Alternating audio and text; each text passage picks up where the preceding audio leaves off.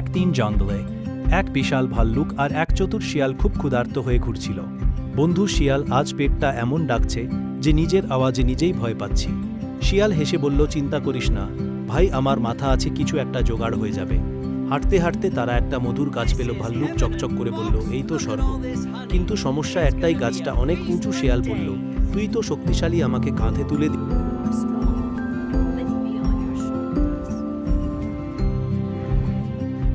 শিয়াল উপরে উঠে মধু খেতে লাগলো। নিচে দাঁড়িয়ে ভাল্লুক জিজ্ঞেস করলো, ভাই মধু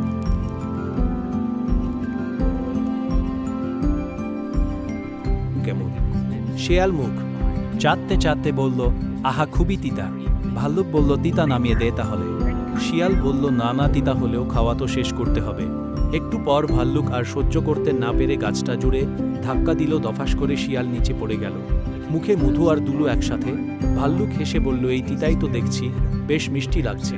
শিয়াল লজ্জা পেয়ে বলল, ঠিক আছে ভাই, আজ থেকে মিষ্টি জিনিস একটা খাবো না।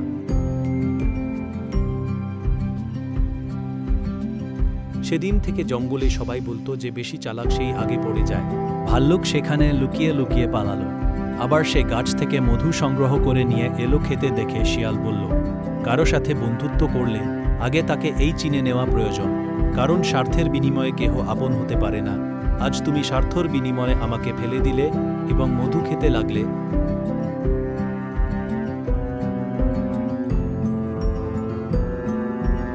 তারপর শিয়াল জঙ্গলে গিয়ে কিছু লোককে পেল, বলল, একা একা চলাই ভালো, কারো ধোঁকা খেতে হয় না।